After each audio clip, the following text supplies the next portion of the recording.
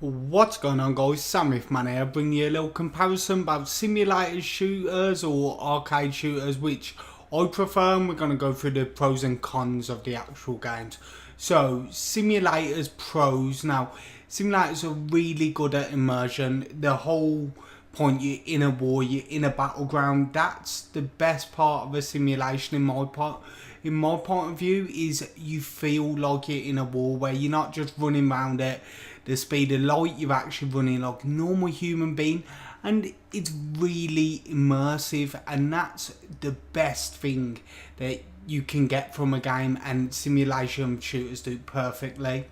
Now, the skill gap, what can I say about this? It's so hard to get into a simulation shooter. I'm showing ARMA 2, as it's a very high skill game. You can play it and you can enjoy yourself, but if you're gonna go on crazy 5, 10, 15 kill streaks, you're gonna need to be really good at the game, and you can see it from prominent YouTubers such as Frankie on PC in 1080p. He's very good at the game. There's some controversy about his videos, but you cannot doubt he's very good at the game. And even though he is DayZ, he's good at the shooting, at the war elements of it, and the fact that going around, it's really hard to actually kill people, and that's what you want from it. It's just, that's all you need from a simulation. It's, you want to feel like you're in a war, and the skill gap definitely does that for you. There's so many shooters that do not abide by the skill gap rules, that want you to just everyone to be able to play, rather than the select few who put time, effort, and sometimes even mental strain into the game to be the best they can be, and to beat anyone else they can find. And that's what I love about simulations. They're less about the actual just jumping on and having a bit of fun, and they're all about just playing and shooting in manners that is nowhere near the arcade shooters aspect. So now we're going to move on to cons. So I'm not going to bash simulators too much, but these are just cons where I feel they could improve. So the main one is knowledge of the game. Now, I understand that I've already talked about skill gap, and knowledge is some form of a skill gap, and I totally get that.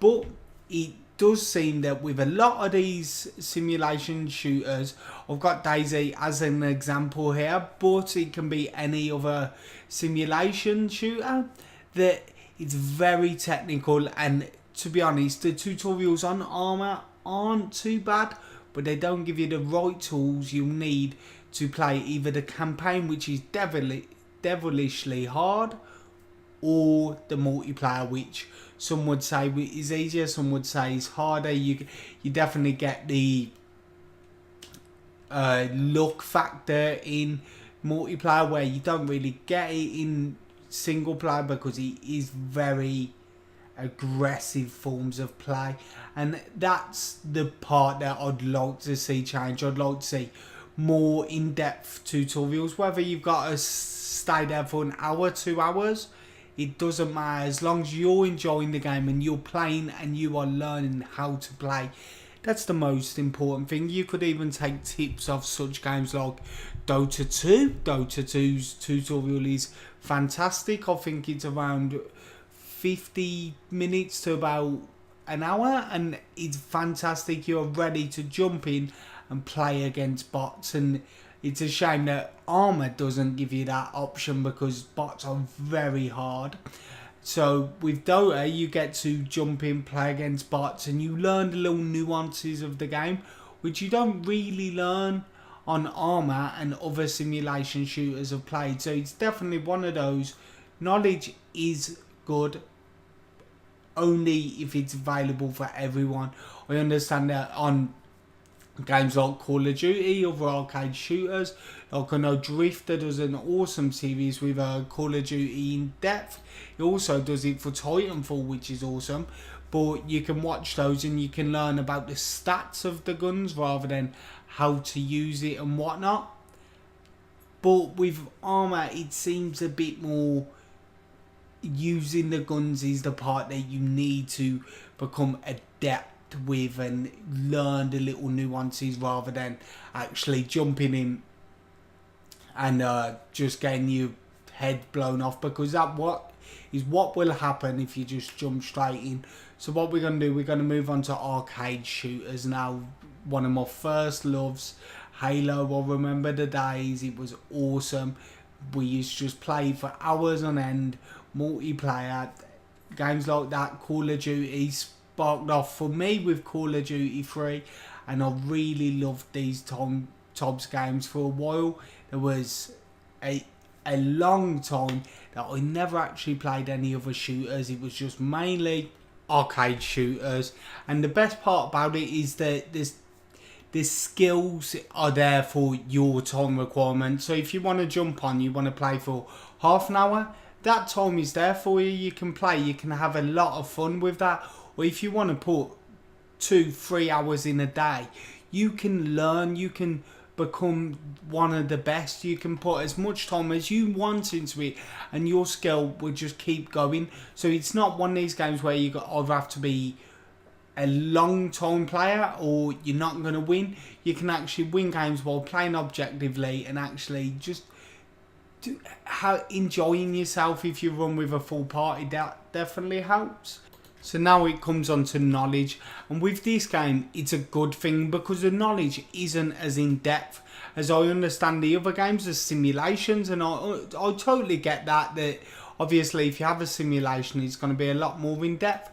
With this it's not as bad. You can learn a lot of little nuances, little tricks quite soon, and there's a lot of content about it, and that's the good part. If you ever try and find, we're just going to take ARMA 2 for example, little tips and tricks for that, they're out there, don't get me wrong, they're out there, but they're not as relevant and they're not as powerful as the ones you can find on these little quick twitchy arcade shooters. So definitely that's a little part of why arcade shooters are great. And the last thing, like the last pro, is popularity, or they are popular as I've put there. It's one of those things. If you play Call of Duty, or even if you play Halo, I don't know, Titanfall, a lot of people play them, and that's what makes it different to simulations. Not many people play those types of games. Like the closest a lot of people get to a simulation is Battlefield, and I understand Battlefield is quite in depth and it's the most arcadey simulation you're gonna get. It's a shame that that's as close as most people can get, but if you want to play an arcade shooter, you've always got friends who have the game, they've played another arcade shooter, and you're pretty much set to play, and that's always a good thing, because whenever you play multiplayer, you do want to play with other players, and there's nothing wrong with that. So we're going to move on to cons now. I've only put one con here, but it's quite a big con, and it's pretty much a shame. It's community. It just seems that the community is a very poor community to be part of. Now, if you play Call of Duty, Halo, Titanfall with your friends, then that's fine. You really enjoy yourself. But if you ever play on your own and you have a bad game, you don't do the best, you really do quite get bullied. Like, and I'm not saying I'm getting cyber bullied. They're always niggling at you, and to be honest, I don't mean to throw anyone under the bus here, but PC gamers are a lot worse at this than console gamers. Console gamers have the other con, which I'm going to actually put in this video, but PC gamers are quite harsh with how they talk to you when you have a bad game, but console gamers are very immature.